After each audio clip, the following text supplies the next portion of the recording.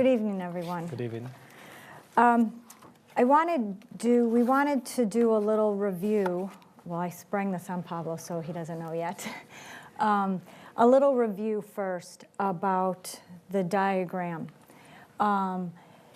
Remember that it was dictated around the 1888. And what I wanted to say was that the diagram is an advanced meditation technique. It's not something necessarily for beginners.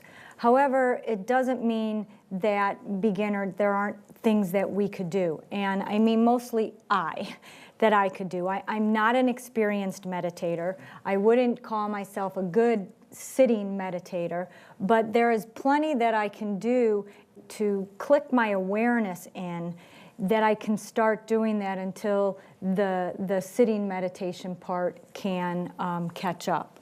So the first talk we did on this talked about the sitting meditation part, these first two lines. First, conceive of unity by expansion in space and infinite in time, either with or without self-identification. And then meditate logically and consistently on this in reference to the states of consciousness.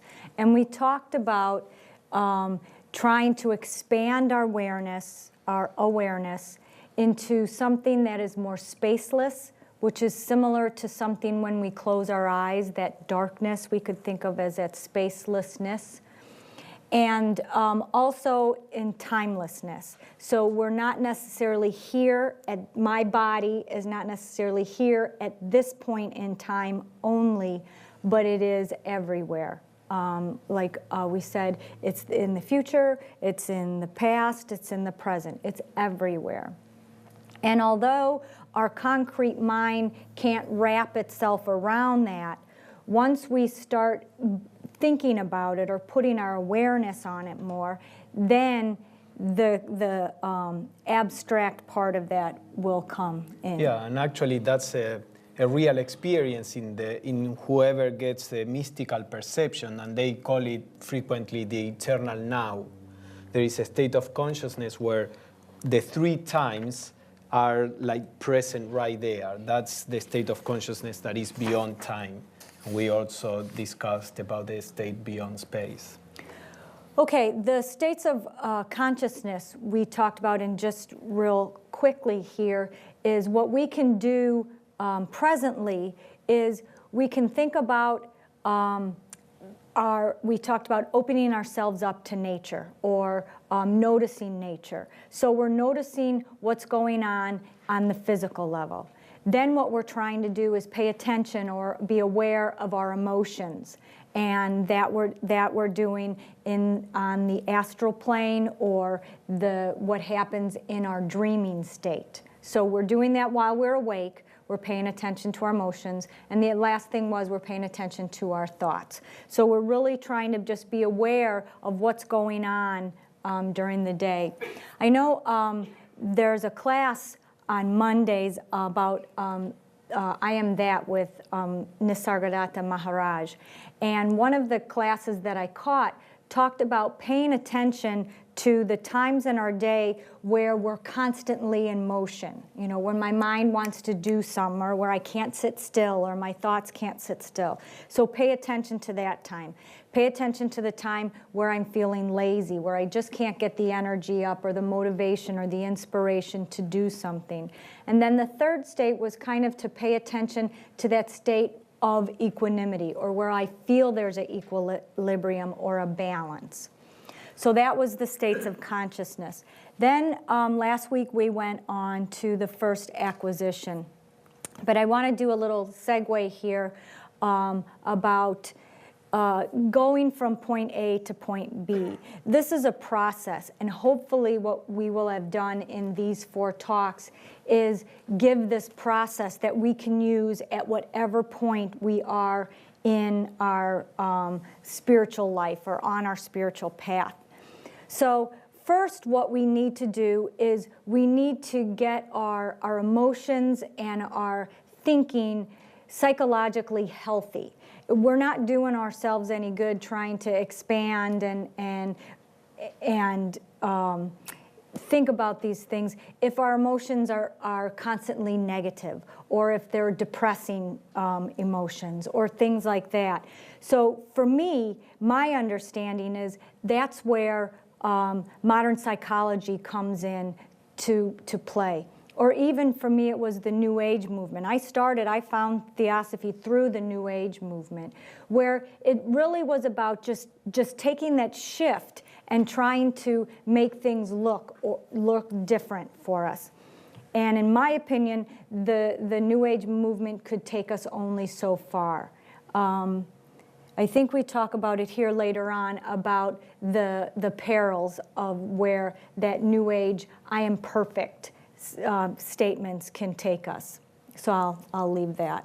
So do you want to jump in? No, just that you were saying that that's the first work we have to Right. do, and then we can start working on a more spiritual level. Right.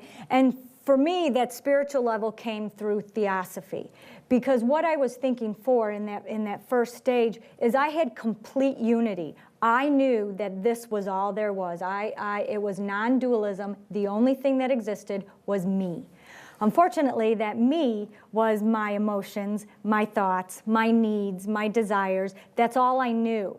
So the next step was what I would call dualism, where I had to learn that there was a lower self, or a self that consisted of these thoughts, these emotions, these sensations, these desires, these memories, and that was separate from this higher self, the spiritual self that was unitive, that was eternal, that was timeless. So I had to learn about that separation. Then, and I think any deep tradition will take you to this place of non-dualism, where you know that all there is that higher realm, or that higher self, or that spiritual self, and all this other stuff is illusion. But I think it's a pathway, it's a process to get from one step to the other. If you tell me all there is, that's all you are. You're the absolute. You're God. I can't picture that as I'm, having a breakdown because my kid didn't clean up his room before he went to school. So I'm not thinking unitively that way. But so I think that's the process. So the idea with the diagram of meditation is to go through that process. This is for somebody that is already with this basic idea that there is something that we are identifying with, and that may not be our true nature, and want to go from that duality to a state of unity, but a spiritual unity, as Michele was saying. Okay. All right. So then the first week we did the sitting meditation on unity. Last week we did the first acquisition and the first deprivation, which was working on this unity in our daily life. So expanding ourselves, noticing nature, seeing more than the door handle and the steering wheel when we go somewhere. So that's what we talked about last week. So this week we'll do the second acquisition and the second deprivation. First, we put these quotes here to give an idea of what equanimity is. This first one I really liked, Krishnamurti. One of the things that I think that he really does good is he asks pointed questions. He doesn't give answers. He asks questions that make you think of more questions, and by that process, he's hoping that you will find the answers. So he says here, what is it that prevents total perception of this vast, complex existence? I see this whole field of life only in terms of pursuing pleasure. Does that prevent total perception? How can the mind see the whole of the field when there is only the search for pleasure? What is the factor of pleasure? Pleasure is always personal. So as long as the mind is pursuing pleasure as the me, how can I see this whole thing? Yeah, and that is, I think we can see it clearly in our lives, that when we are too focused on pleasure in the sense of pleasant sensations, pleasant company, pleasant environment, then we tend to be self-centered. And there may be a situation that is not pleasant or an environment that is not pleasant, and that we need to relate to that. If we can improve it and bring it back to the true order, we do. And if not, it's part of life. But if we are too focused on the always looking the pleasure in the things that we do, then we have an existence that is fragmented. And then everything that happens that is not pleasant becomes something wrong. And then we start trying to run away from the pleasure. And then we get caught, as we are going to see, in the psychological self and this pursuit for happiness, that because of the very fact that we are pursuing it, we will never get it. As we are going to see, that true happiness comes when we can go beyond the pleasant and the unpleasant, because both things are realities in life that we cannot shun one without, shunning the other. Okay, Nisargadatta says here, the personal self, by its very nature, is constantly pursuing pleasure and avoiding pain. The ending of this pattern is the ending of the self. The ending of the self with its desires and fears enables you to return to your real nature, the source of all happiness and peace. That's the second sentence. It's very interesting. The ending of this pattern is the ending of the self. We saw that the personal self is this process of seeking pleasure. So when there is suffering in our life for any reason, there is a natural reaction to it and to try to seek pleasure, be it by drinking, by going out, by blaming somebody. In some way, the natural reaction of this process that is a psychological self is to seek for pleasure. So the very fact of staying with the suffering begins to break this process, because the process is the opposite. It is not staying with the suffering. So in the spiritual life, it is a very important aspect to learn to relate to suffering. Not that we have to inflict suffering to ourselves purposefully, which some religions do, because they get this insight that suffering is breaking through this personal self. So then what they start doing is to inflict suffering to themselves to try to break the personal self. This happened in Christianity, in Hinduism, with the Muslims, the fakirs. And so that is, but when you do it on yourself, then it is the psychological self that is looking for something in doing it. You are tricking yourself. You are inflicting pain on yourself because you are expecting to gain peace, happiness, freedom. So it is still the pursuing of pleasure. But life brings us enough suffering not to have to punish ourselves. So whenever life brings suffering, instead of running away from it, what many traditions recommend, including the Theosophical, is to embrace that suffering and let that suffering work on you like an alchemical process. Instead, you just watch it. There is suffering there is a tendency to run away from it. Just stay aware of the suffering and watch it, feel it. Again, not in a masochist way, but because it is the reality that is there, and you just watch it. When we are happy, we are not trying to run away from happiness. We enjoy the happiness in the sense that we are fully aware of the pleasant feeling. Well, the same, and equanimity, as we are going to see, is part of this. The same attitude we should have with suffering. If suffering is there in consciousness, we pay attention. And you'll see that will produce a transformation.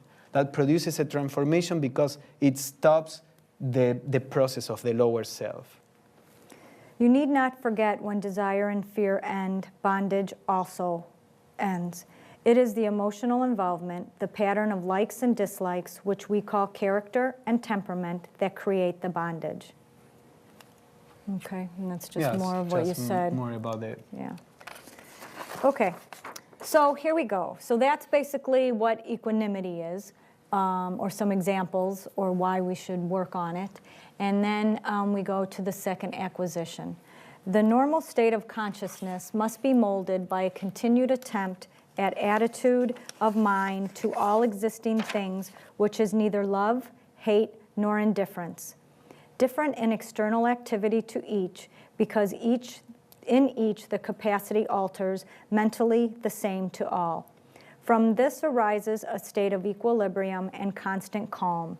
This leads to greater ease in practicing the virtues, which are really the outcome of wisdom, for benevolence, sympathy, justice, etc. Arise from the intuitive identification of the individual with others, although unknown to the personality. First, what I want to say is what we talked about last year. The first part is what we can work on in meditation. And I do want to say on this first part that which is neither love, hate, or indifference. If we put likes and dislikes in there, it really seemed for me to make much more sense than love. Because when we talk about getting rid of love, the first thing our mind goes to is, oh, what am I not supposed to love my kids or my husband or my parents? So love and hate are kind of at the ends of the continuum, where likes and dislikes, we can do that. There are things that we like and we dislike all the time, that we choose one over the other. So when those two words were switched in, it really made a lot more sense for me. So this, yeah, like I and said, I think that's what she meant by love and hate, not the spiritual love or the deeper love, but just, oh, I love this, I hate this, you know, right. Likes and dislikes. Now, so the attempt is to have this kind of attitude. Now, if we say we have to generate this attitude that is not of like or dislike, most people would fall into the option of indifference. The easiest way to proceed with this is just to retreat, to stop caring, to stop paying attention, you know, to come inside. And that is what many religious people do, and monks and in different traditions, they produce this retreat from the world. That is never the theosophical approach. It may have its own purpose, its own results, but in the theosophical approach, and you will see it in several places here, the idea is to transcend these attitudes without stopping being engaged in the world, which is more difficult than just retreating from the world. So what is there if you don't have an attitude of like, dislike, or indifference? What is there? Yes, I'll repeat what you said. Yes, go on. What's there is sort of an objective interest. Mm-hmm. Okay, repeat it. It's just there. Yeah. An objective interest in what is happening. Yeah, I agree. It's this state of attention. You know, something happens and you are aware of it. And you are aware in an objective way without reacting. The problem is that because we don't have this state of equanimity, then if we are aware of something, there will be a reaction. Therefore, we don't want to be aware of certain things, and usually the unpleasant things.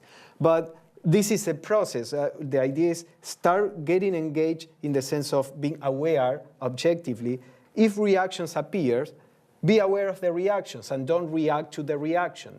Watch the reaction with equanimity. So there is, I see something unpleasant, and there is a tendency not to pay attention to that because I don't want to feel bad.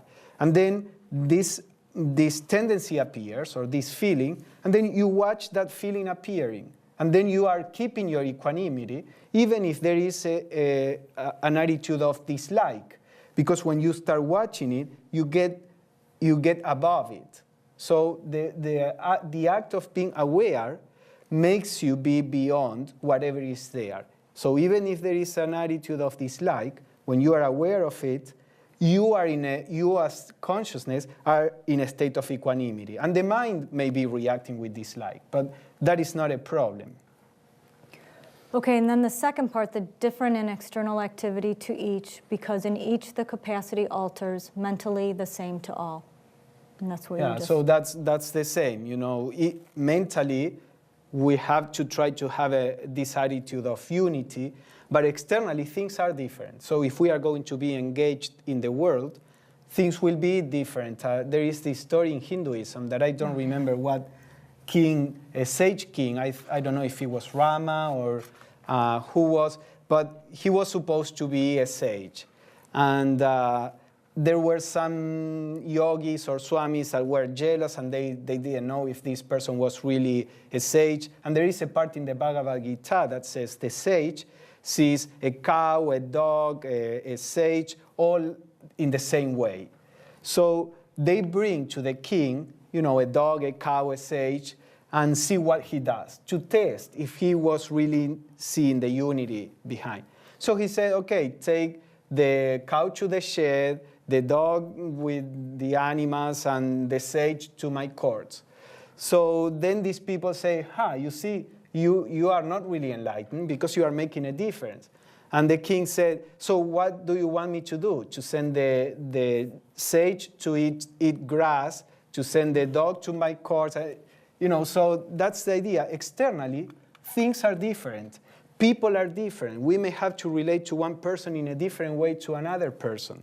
But we have to learn to do that externally while we keep this attitude of unity. Again, it's the same as the above, and it's not easy to do, but that is the real transformation, when little by little we get to act in this way. Okay, and then, so that second one is the concept. Okay, that's the ideas. And then this third part here is the result, what it looks like when we can get to this point. Do you want to? Yeah, just reread it. From this arises a state of equilibrium and constant calm. This leads to greater ease in practicing the virtues, which are really the outcome of wisdom, for benevolence, sympathy, justice, etc., arise from the intuitive identification of the individual with others, although unknown to the personality. Yeah, that's also interesting. So she says, if we are in a state of calm, it's far easier to be virtuous, because a virtue is not something that you actively try to impose on yourself. As we said last week, our natural state is a state of virtue, this courage we were talking about. When you get rid of fear, what is left there is an action where there is no fear. We call it courage, but it's just a natural state where fear is not there.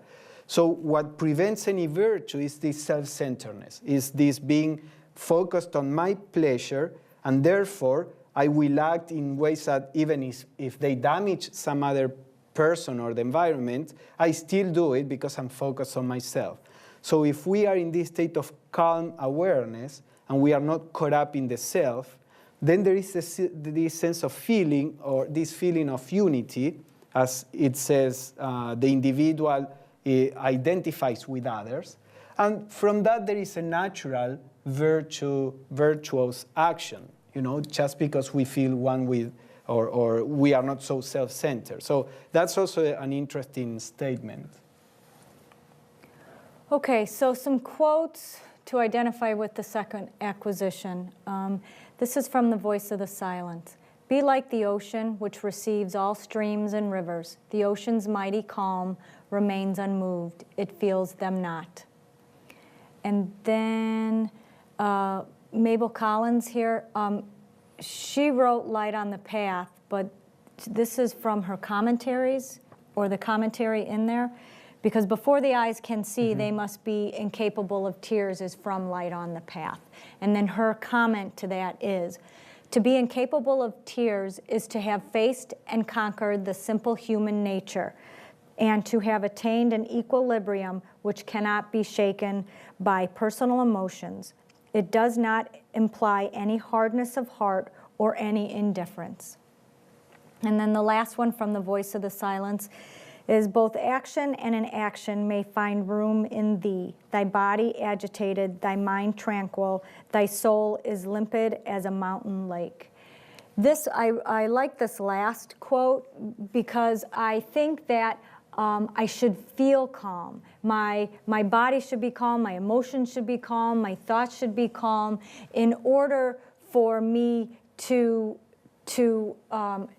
be able to affect and then calm everything around me. But that's not it at all. So when I read this, and I think you had a different meaning to it, so you can explain it, but thy body agitated. I'm always agitated. Something's always agitated. Something's always moving, it seems like. And so if I know that that's okay, and that I can find that calmness, those gaps in there, then my soul or that higher self can start affecting those other things. It doesn't happen the opposite way, I guess is what I'm trying to say. Yeah, So, it's always the difference between the state of consciousness and what happens to the vehicles of consciousness. In the Yoga Sutras, Patanjali says that the main problem, the root of the suffering and illusion, is that our consciousness gets identified with the vehicle of expression. So the body is the vehicle through which consciousness expresses at the level of actions. The emotions is a vehicle of expression at the emotional plane, and the mind on the mental plane. So the idea is that even if the body is agitated or is working or is even reacting, you can generate this state of awareness where there is a part of the mind that is always calm, even if the lower mind is reacting, or the emotions, or the body. When you are in a state of awareness, there is a point that is calm, and on that point of calmness, the soul can be reflected. And that's what happens when you watch, if your personality is reacting and you watch it, that point of awareness that is watching it becomes a communication from the soul to the personality, so to say. So the influence of the soul comes down and produces order in consciousness. So that is part of what this verse means. okay, the Mahatma letters tell us, it is upon the serene and placid surface of the unruffled mind that the visions gathered from the invisible find a representation in the visible world. Otherwise, you would vainly seek those visions, those flashes of sudden light, which have already helped to solve so many of the minor problems, and which alone can bring the truth before the eye of the soul. It is with jealous care that we have to guard our mind plane from all the adverse influences which daily arise in our passage through earth life. The last sentence here, when it says to guard our mind place, or with jealous care, that we really have to work hard or work persistently on what influences are coming in. Many things we don't have any influence or any control over. It's out there and we're affected by it. But there are things as far as what we read or what we listen to or what we watch or if we can, who we hang out with or where we hang out. So those things we can, and then also it's really hard to say, no, I can't listen to you gossip, or no, I can't gossip, because it's not good for my mind. You know, I think, well, I can just listen and it will just bounce off. But it really is something that we have to take to heart in order to start, you know, along this process. Yes, as we are saying, if we can be in a state of awareness, then there is a connection to the higher in us.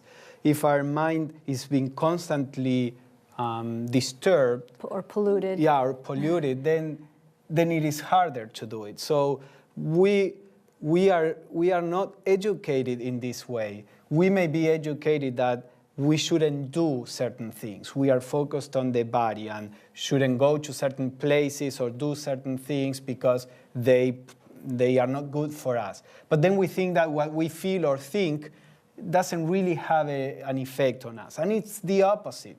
If we have the right mental attitude, we could even go to physical places or do physical things that would not really affect our nature if we have the right mind about it. The right substratum. That's what she's talking about in that in the notes, right? Yeah, where she talks about the substratum. That's what we're looking for to strengthen or to clear the dust away from, so that we can act from and think from and feel from that substratum of unity. Yeah. So I always say, to me there is like this sense of sacredness. Your awareness, your field of consciousness is sacred. It reminds me this passage in the Gospels where Jesus expels, all the money makers that were in the temple, and he said, "This is a sacred place. What are you doing here?" That is exactly how we should feel about our field of consciousness. It's a sacred place. When you let in all these kind of thoughts or emotions that are negative, you are polluting your own sacred space. And of course, that doesn't mean that as Michele said, we are exposed to many things in life, and that is fine. The thing is that when something comes in, you watch it, you are aware of it, and you say, I see you, but I don't want you as my neighbor. I don't want you here. So you just gently let it go and place your mind somewhere else. Try to preserve this sacred space, and that will help a lot in going through life with a higher consciousness, more connected to our higher nature. And just a little anecdote to that. Sometimes we very purposefully choose where to live or where to work or what we do. And then life throws us those curveballs. I moved here about 7 years ago, and I was always a not-so-good vegetarian. And then over the last couple years, I got to be a really good vegetarian, which means I didn't cheat with White Castles and a Coke on those stressful days. And even to the point where my kids will say, "No, Mom, you can't do that. You can't cheat anymore." And so I was so proud I was doing that. Well, I recently got a job where one of my duties is to cook, and I have to cook meat. And you can't cook and not taste because you don't know how much of what is in there. So I kind of got to the point where I chuckled over the irony of it. Here I live on the Theosophical Society where we don't cook meat, we don't have it in the house, we don't, and to the point where I have to cook, and it tastes really good. It's not like I don't like meat; it tastes really good. So, but this is an example of what I was saying. It is more important the frame of mind. I'm vegetarian since 20 years ago and very strict, but I don't think that vegetarianism is the essence of the spiritual practice. There are some reasons why I think it helps the spiritual practice, and it helps also the environment and animals, etc. But some people put all their attention in being vegetarian, eating well, and don't put any attention in their emotions and thoughts. And the emotions and thoughts are far more destructive for the spiritual life than what you eat. So we have because we are educated to perceive the concrete, we have this upside down view of things where we think the body is the most important and the rest is kind of, something that is not real.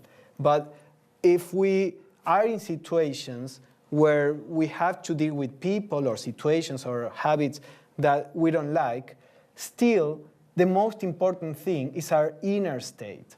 And that is, where life puts us at the time, and we have to take it and go through it in the best possible way. And our inner attitude is far more important than the external attitude. Many times we cannot choose what life brings us. And there is an order in the universe, and if something comes and we don't like it, well, equanimity. Life has a purpose, or at least that's what I think, that everything has a purpose. You take it in the best possible way, and your spiritual practice goes on in spite of the negative, situation. Okay, this last quote here, Annie Besant talks about the dangers of going to the other extreme. So she says, I must here warn you of a danger. there is a rough and ready way of quickly bringing about dispassion. Some say to you, kill out all love and affection, harden your hearts, become cold to all around you, desert your wife and children, your father and mother, and fly to the desert or the jungle. Put a wall between yourself and all objects of desire. Then dispassion will be yours. It is true that it is comparatively easy to acquire dispassion in that way, but by that you kill more than desire. You put round the self, who is love, a barrier through which he is unable to pierce. You kill love and not only desire. Yeah, that's part of what we were talking. It's easier when we deal with all these things. The easiest is to retreat, to put up a wall, all these things. But unfortunately, that doesn't work. We have to be, Krishnamurti always talked about being vulnerable. If we are vulnerable, that means that the psychological self is not generating these defenses. So be vulnerable in the sense that if you are feeling desire, don't put up a wall. Just watch it, work with it, know, learn, listen to the story. Why do you want this? Try to think where it will lead you. Is it going to give you what you really are looking for? So instead of putting up a wall, is a renunciation to understanding, to awareness. It's closing up. The opposite is needed. It's more difficult because then we open up to all these things that produce an impact in us, but it's what is going to produce a real transformation. So open up and work with whatever comes into the field of consciousness. Okay. These next two quotes here talk about cellaship and enlightenment. And although we tend to be a little bit further from it than we'd like, or I'll say me, there's still so much that we can do that kind of is relative in speaking. You know, when we are a cella or when we are enlightened, these are the things what they will look like. But down here or here and now, there are still things that I can work on that are the same things that are needed then. Yeah, and these ideas shows us the direction in which we have to go. So we don't. It doesn't matter how far we are from that at the moment. It shows the direction of the walking, and you just try your best in that direction. So Madame Blavatsky says in Collected Writings, among the qualifications expected in a regular cella is a calm indifference for, but a just appreciation of, everything that constitutes the objective and transitory world. Go ahead. No. I was just going to say here, she's saying again, don't leave this world. You know, the world we live in is our best teacher. Yeah, just again, you see a just appreciation of. Again, there are traditions in which the strategy is just not even look at the world, and that may work also. But this is rooted in what the Theosophical path seeks. The Theosophical path seeks to generate people who not only perceive unity, but who can be in the world, helping in whatever way that they can for others to also perceive unity. That's like a activist kind of spirituality.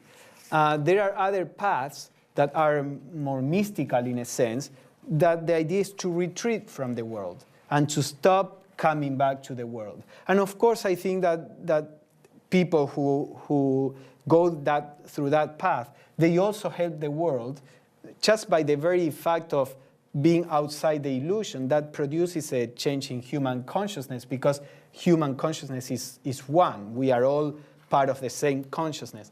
But the Theosophical Society, the path that it encourages, is the one where the person can still be involved in the world, trying to help on this plenitude. So that's why I think there is also this emphasis on not simply retreating, but being able to work in the world. The Mahatma letters tell us what better path towards the enlightenment you are striving after than the daily conquest of self, the perseverance in spite of want of visible psychic progress, the bearing of ill fortune with the serene fortitude which turns it to spiritual advantage. Since good and evil are not to be measured by events on the lower or physical plane, hold a calm and brave spirit toward outward events in the present and a hopeful spirit for the future on all planes. Yeah, this also has a lot of interesting things. But again, here there is the other aspect of why we are advised to stay in the world, because the idea is that the world is what exposes us to what we really, or what we are at the moment. So I may imagine that, I'm one with everything, but then when I have to relate to a person that is unpleasant, then I see how much I am identified with, my seeking pleasure or not. So the world is, as Krishnamurti used to say, the relationship is a mirror where we see where we are at. At a certain point, you begin to recognize that all that are the vehicles of consciousness reacting, and you can have this state of awareness. But then that you really are in this state of awareness when you have to actually do it, not think about it. When there is this unpleasant person, you see your body reacting, and you are making an effort to stay aware of what is going on. So life itself is a spiritual gem where you develop this ability to not to identify with the lower. But then also the Mahatma says there, we judge everything for what happens on the objective plane, the physical plane. So again, we say, oh, this is bad because it produces me, some kind of sorrow. But he says that the physical plane is a shadow of the real, and something that can be very inconvenient down here. It may be exactly what consciousness needs, because it's trying to break through something. So the idea is that we have to go through whatever life puts us with this calm state or serene fortitude, as he says, and that produces a spiritual power. That produces this strength, this inner strength that nothing from the outside can shake. And that is the true equanimity. Okay, the second deprivation. So this was the, what? Go back to that slide, yeah. I want to see Okay. the balance for a while. Okay, feel it. So that's the equanimity. So far we saw the second acquisition, that was the state of calm, not neither like nor dislike nor indifference. And now the deprivation, the things that we have to let go of. Constant refusal to think of reality of the distinction between friend and foe, resulting in the absence of anger and bias, replaced by judgment. And this judgment isn't the judgment that we're trying to get rid of, it's the judgment to be that's judgmental now. Right, yeah, we're not trying to be judgmental. We are trying to be discernful. You have discern, use discernment. So that's what that means there. You want to just go right to the quotes? Yeah, well, just as we said, it's a constant refusal to think of the reality of this, that somebody is my friend because I like him or her or she's nice to me. I find myself, if you're nice to me, oh, you're my best friend. I would do anything for you. And if you're not so nice, then I don't want to have anything to do with you. And it is so hard to break away from that and to say, I think there's a quote in here that says, nobody's friends or foes, we're all each other's teachers. And if you put it that way, it might be a little easier to take that. But I know that, especially since doing this part of the talk, I noticed so much more about my distinction of friend and foe, or who can help me and who can't help me, and that kind of thing. So yeah, so what's important, again, is that constant refusal to think of reality of. That friend and foe is going to be there. Our attachment to likes and dislikes are going to be there to that friend or foe. But it's that nanosecond that we think that we can say, hey, no, this isn't real.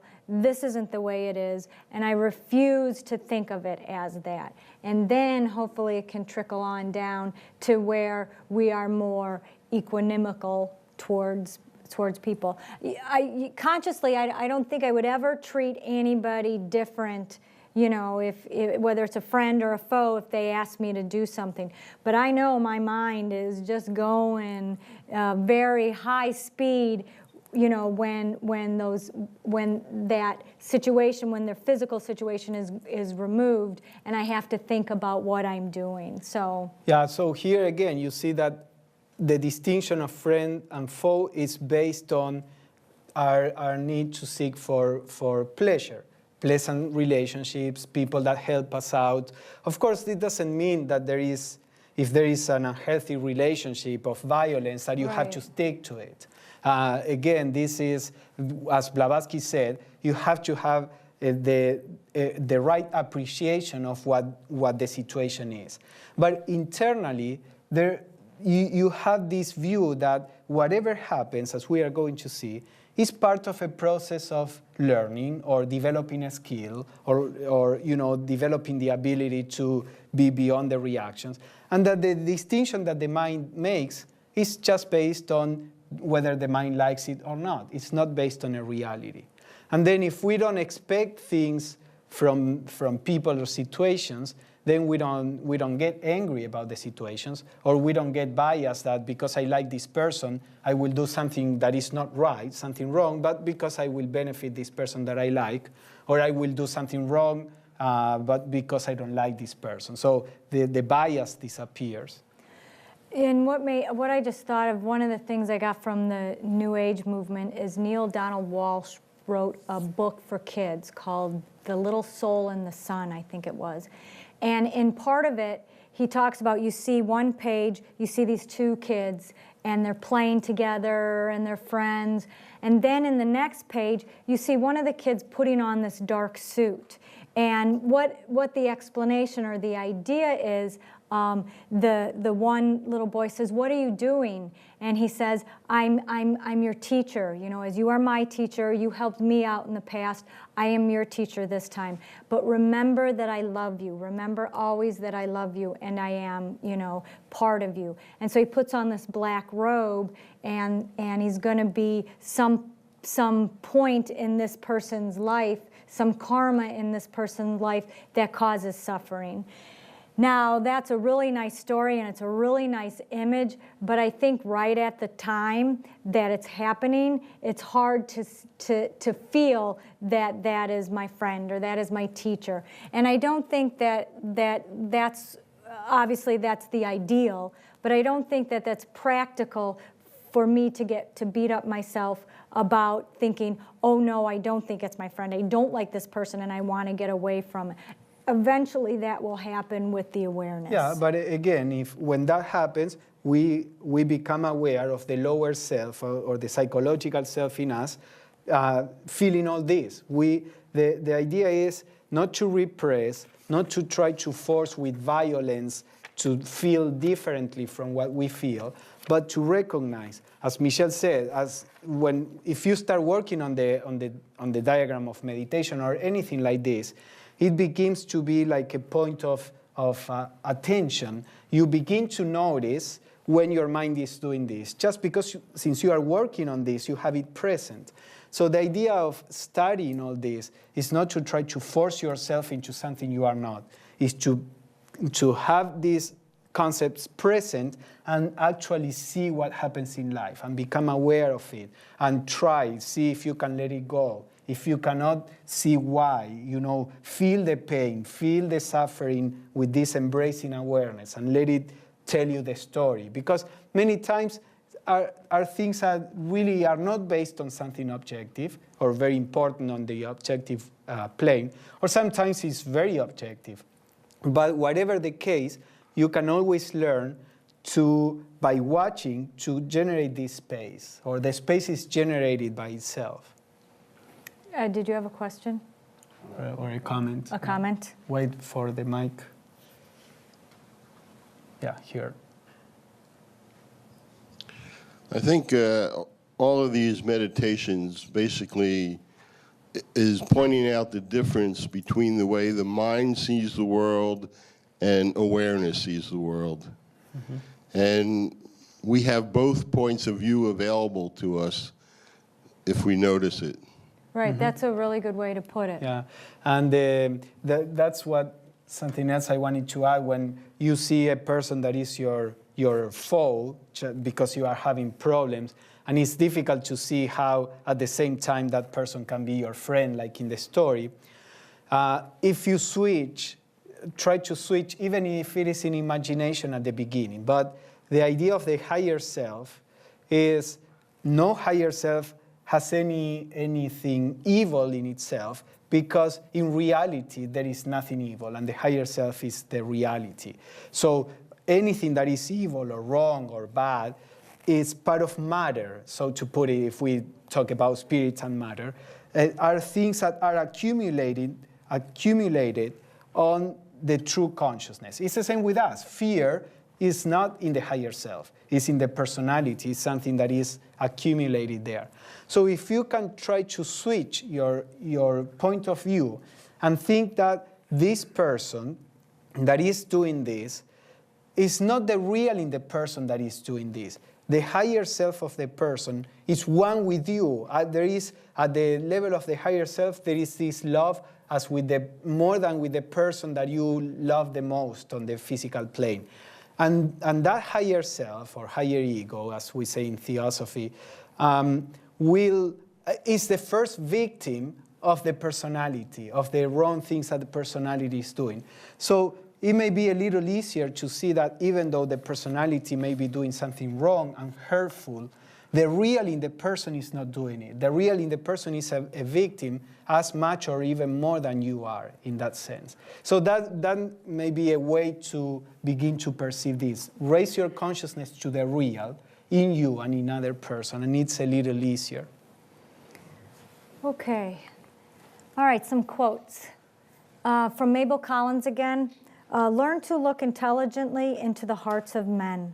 From an absolutely impersonal point of view, otherwise your sight is colored. Therefore, impersonality must first be understood. Intelligence is impartial. No man is your enemy. No man is your friend. All alike are your teachers. Your enemy becomes a mystery that must be solved, even though it takes ages. For man must be understood. Your friend becomes a part of yourself, an extension of yourself, a riddle hard to read. And I think that just illustrates what you just said. Follow the wheel of life, follow the wheel of duty to race and kin, to friend and foe, and close thy mind to pleasures as to pain. Exhaust the law of karmic retribution, from Voice of the Silence. So here again, the idea that the unpleasant things that come to you in life is part of the karmic causes generated by previous personalities or previous lives in which you as the higher ego try to express on the physical plane. So whatever comes to you is part of this karmic process. And what it says is, okay, you have to go through this, try to generate this state of mind of calmness and go through it. And with awareness, as with all that we said. And, after the experience, even if it was a sorrowful experience, you will be enriched. Not you as a personality, but the real in you will be enriched in the sense that this awareness or this strength will be more manifested. And remembering that the personality are those elementals, that are surrounding us, that they're only reacting. They're not who we are. Okay, so Mabel Collins says here in a footnote, do not fancy you can stand aside from the bad man or the foolish man. They are yourself. though in a less degree than your friend or your master. But if you allow the idea of separateness from any evil thing or person to grow up within you, by doing so you create karma, which will bind you to that thing or person till your soul recognizes that it cannot be isolated. Remember that the sin and shame of the world are your sin and shame, for you are a part of it. Your karma is inextricably interwoven with the great karma. And before you can attain knowledge, you must have passed through all places, foul and clean alike. Therefore, remember that the soiled garment you shrink from touching may have been yours yesterday, may be yours tomorrow. And if you turn with horror from it, when it is flung upon your shoulders, it will cling the more closely to you. The self-righteous man makes for himself a bed of mire. Abstain because it is right to abstain, not that yourself shall be kept clean. Yeah, that's also a beautiful writing that has a lot of ideas that you can meditate on later. But again, the same idea is, things that happen are part of the universal order, and we are all ultimately speaking, we are all one. And ties of or hate and love, they both generate magnetic ties. So or bind us. if I hate somebody or some situation, I will be brought back to that person or situation, because the very fact of hating something means that we have not understood it. It's like if you are training a sport person in any sport, and that person cannot do a certain aspect of the game. What are you going to do? You are going to make that person face that situation once and again until gets it right. So something similar, we can take that as a metaphor with life. When we hate something, situation, people, thing, that means that we don't see the reality right. And we will be exposed to that until we can pierce through the illusion and see the reality. So equanimity is a way to stop generating this kind of karma. We go through things with this wide awareness. We try to learn to do the best we can, and in that way we don't generate this karmic circle. Okay, the last two quotes from the Secret Doctrine commentaries. He who wants to be an occultist has not to separate himself from anything in this world, and the moment he separates himself from any vessel of dishonor, he cannot belong to any vessel of honor. It is a perfect impossibility. So here the same concept. To merit the honorable title of Theosophist, one must be an altruist. Above all, to merit the honorable title of Theosophist, one must be an altruist above all. One ever ready to help equally foe or friend, to act rather than to speak, and urge others to action, while never losing an opportunity to work himself. So the word theosophy means divine wisdom. And a real theosophy is not a member of the Theosophical Society. It's a person in which the divine wisdom is active. Normally we judge from our mind, but there is this divine spark, or there is this divine awareness that is what we truly are.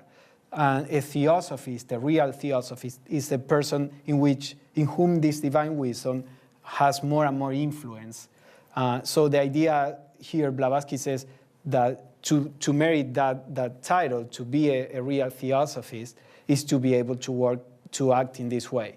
And again, this is like the ideal.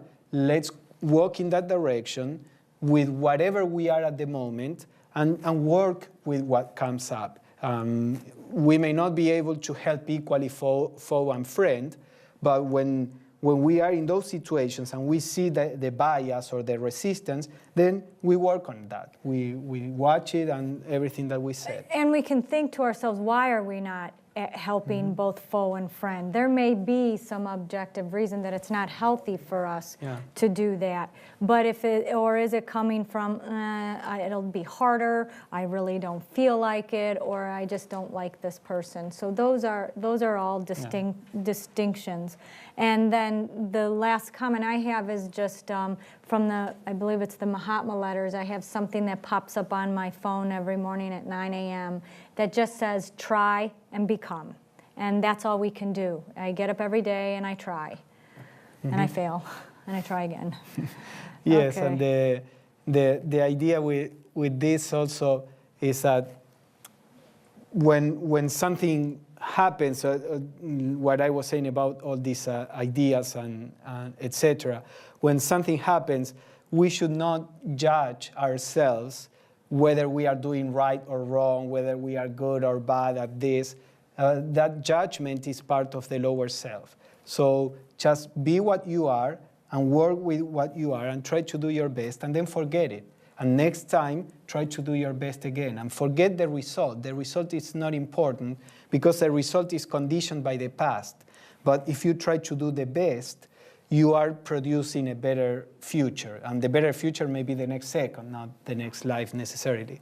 So all that matters is try to do your best. And the result, it doesn't matter if you were, try to do your best. And I think there's a real, I'll put this up, our balance one. I think there's a real, there's an energy behind all of this, because I think, okay, if I make a mistake or I fail and I've hurt somebody, well, that person's going to be hurt by me forever. And, or if I embarrass myself or something like that, that this is what, is going to be with me, I take with me forever. But I really think, or I hope, that there's an energy behind it that is very forgiving. Because I don't think try and become, or just the word try, because it's very important in the Mahatma letters that that's what we do, is try. We get up and try, and we keep trying, and we keep trying. If there wasn't this forgiving energy behind, or whatever you might call it, this forgiveness behind it. Yeah, So. The idea is always a spiritual person is not expected results, is expected to try, honestly.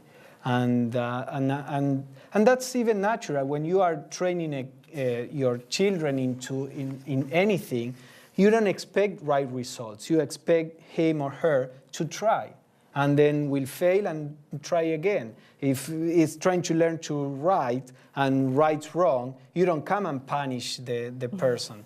It's part of the process. That all he has to do is to try again. So the same with this. We are with a person that is unpleasant. We remember this. We try to relate with this equanimity, and we can't. Well, so what? Try it next time. You tried it. That's all you have to do. Next time, try it again, and then again, and don't think of the result. Yes, we have some questions from online. Oh. 3 of Multiple. them, actually. Go ahead. So the first one is, if someone you love is diagnosed with a serious illness/disease, explain, how do you practice equanimity? Well, I would say, and I was actually going to talk about that, there are certain situations in life that are very hard to act in this way. And there are many other little situations that are easier. But when we talk about this, our mind always goes to the extremes. So when we talk about friends and foes, we tend to think about that person that ruined some aspect of our life. But we don't see that there are many other little situations, a person that is just annoying to us. Or, we don't apply to that because we know that we could do it. But we know that in these extreme situations, it would be very difficult to do it. So what I always say regarding this is we have to start with whatever is attainable to us, whatever is easier. If you have not been trying to live in this way, then the situation described will probably be very difficult to face with equanimity because it's very complex. There are many things involved there. So I personally would try to do my best, but would not expect at all to be able to go through that with equanimity. I would be putting my attention to be in this state of equanimity in the smaller things in life, because these situations, smaller situations, are the ones that will generate enough strength to be able to do it eventually, even in those situations. So that's what I always say regarding these extreme, situations. If you are going through this and you can't go with equanimity, it's only normal, only natural. But if you start working on the little things in life, eventually you may get the strength to go through this with sadness, with love, with all those things are natural, but with this inner sense of poise. Obviously, if you are losing somebody you love, there will be sadness there. It's perfectly natural. But there may be sadness with desperation, or there may be sadness with a certain poise. Now, again, that happens with trying to live in that way in our daily life. And I think right when if you're getting hit in the head with a 2x4, there is no mental consciousness that you can come up with that's going to make that, okay. But you can get through it. My son was diagnosed with type 1 diabetes when he was 12. Now, I am a freak about diet. He never had ice cream. He always got the plain cone. He thought that was ice cream cone till he was 5. And I didn't feed him milk. Everything that you're not supposed to do to get diabetes, I did. And if you would have told me that at 12 he was pregnant, I would have been able to process that. That at 12, that what was going. When you were pregnant. No. I didn't understand. Yeah, sorry. When he was diagnosed at 12 with type 1, they got it. With type 1 diabetes, I couldn't process that. There was no way. There was nothing I did wrong. If you would have told me he was pregnant, I could have found a way to figure that out. So, and I went through, it took me 1 month to go through the process of what's going on. It's all my fault because I'm his mom. I did this one thing, and I went through this whole process. And then I got to the point one day I was so angry. I was so angry at everything. I went to the grocery store, and the bag boy there said something to me, and I barked at him. And I walked out, and I was like, oh my gosh, this kid did nothing to me. And so, I went back and I said, and I was just like, okay, I got to snap out of it. And then everything shifted. And so I was able to then be more proactive at the time. But I really don't think right at the heart of when things are going on, if we haven't been, we may get lucky. We may be like, a prodigy in equanimity, and it may come up. But most likely it just doesn't happen, and we got to kind of just go through it. What is that? Take a breath and take a deep breath and take a step forward every day and wait for something to catch up. Yeah, and meanwhile, we need to try to live in this way with the smaller things that are more manageable, and that will develop our ability. I would hope a model for equanimity in a case where someone's seriously ill would be the doctors. I would hope they would act with equanimity in solving whatever health problems. So, you could take some clues from the professionals. Right. That's a good point. Yeah, the thing is that they are with equanimity because they are indifferent. Actually, in medicine school, they teach you don't have to get involved, because then you lose that equanimity. And that is what these quotes were talking about. By being indifferent, detached, and not care much, on a certain level, then you can be with equanimity.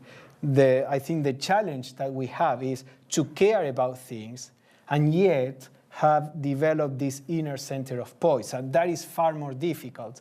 But you see, spiritual people, they care deeply for humanity. Jesus, Buddha, or many others. And yet, they can stay in this state of equanimity. If a doctor would get thrown out of this equanimity, would do a mess. So the same happens with us. If we lose our equanimity, we cannot help the people that we love. So having equanimity is the best way to help them. But then it's not easy, as we were saying. It's really difficult in these extreme situations. But the practice will get us closer. And not going so far as the Buddha or Jesus, but if you go to Mother Teresa, you know, what she was dealing with all the time and things, I think that's a good example of equanimity. Yeah, that was probably an equanimity based on love and a certain poise, and she was also tending the ill. Right. Different from a doctor, normal doctor, where they are taught to be indifferent. So that's the difference. Okay. Okay, another question. Does the practice of virtue bring wisdom, or does wisdom allow the manifestation of virtues? There's a quote that says, the practice of virtue is a vice. And what it means is that we can't practice something. It goes back to intention. So if I'm trying to be a vegetarian and every day I want to eat meat, I want to eat meat, I want to eat meat, and I'm constantly, no, I'm not spiritual if I eat meat. That is practicing a virtue that I really don't have it in me at all. And that quote was really important to me because I don't think that means that it's useless or it's not useful, but it's a start. You know, I'm aware, as long as I become aware of that difference. But I think with this diagram of meditation, the idea is to tap into that wisdom, and you naturally act with compassion. Yeah. I think it's a process. I agree that basically when you try to practice something, it's artificial. But then there may be a process, like if you are alcoholic, the first thing you have to do is to get away from alcohol because you cannot handle to be there. So you are away from it, you push it away. That doesn't mean that that you are over, you got over the habit. You are just at the first step is to purge yourself from all this addiction. And then you have to do something else. When you really can get over it, then you can be around people that may be drinking wine and you don't have a problem. So in the process of developing virtue, I think this first step that Michele was talking about, where maybe you are trying to deprive yourself from something that you feel you are a slave of, is like getting away from it. That is not true virtue, but it may be necessary to give you a space for then begin to try to tap into the higher nature. The idea is we don't defeat the evil by attacking the evil, but by growing in goodness.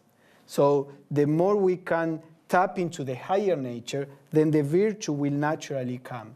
But if we are caught into the opposite to the virtue, then we cannot tap into the higher. So the practice of virtues may be this way of diminishing, the non-virtuous emotion. But then we have to work in trying to identify with the higher. Karma. Are the enlightened beyond karma, or is karma part of the human condition, as is opposite and equal, goes around, comes around? Mm-hmm. Explain to me karma more. I'm lost with karma. I'm going to explain my part of it or the part of what you said that was helpful for me, that we have these evolutionary stages that we go through. This human stage is one of the stages. The next stage is the superhuman, it's called in some places, or the enlightened stage. So that's a completely different, it's like going from mineral to plant to animal to human to superhuman. So going from animal to human is a completely different evolutionary stage, and the karma that pertains to an animal is different than the karma that pertains to a human. So I believe that the human stage, yes, there is karma. And the idea is in Buddhism to break the wheel of karma and to become enlightened or to go to nirvana. And then Theosophy says, take it one step further. Instead of hanging out in nirvana, you are coming back to the superhuman stage to help humanity. Yeah, but yeah, the idea, there is karma in humanity, and probably there is karma for the enlightened beings, but it's a completely different kind of karma. It's not a personal karma. So you don't believe you can ever get beyond karma? Well, you can get beyond the human karma, and yeah, and then you are an enlightened being, as Michele was saying. Well, we're just guessing then. But the idea is that karma is like the ultimate law of the universe. The universe manifests because of karma in a certain, but it's not the human karma. The human karma has a particular qualities based on the action of a personal self, and the enlightened being is not identified with the personal self, so that karma disappears. But there, at least in the theosophical view, there is some kind of karma, which we could call it probably something else, because it's not the kind of karma that we know.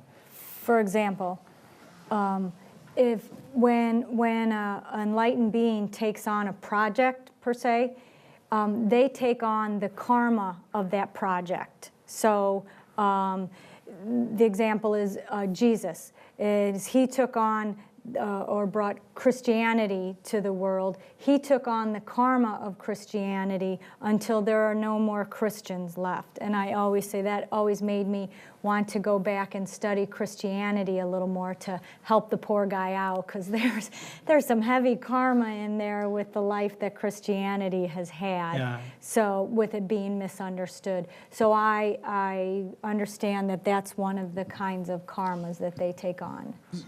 Well, with your son being a diabetic, is that your karma? Karma is, and this is what I've learned, especially through that. It's my karma, since he is my son. It's his karma. It's karma of country. Yeah, of the country. Because I looked into it a little more, and I found, the pancreas is related to gluttony. So I definitely didn't raise my kids in a gluttonous manner. So it has to be something that's taken on. It could be family, So there's a lot of little seeds everywhere that come in. So I stopped trying to figure out specifically. Yeah. Now, karma, we have the tendency to think that karma, each individual is isolated, and karma is very individual.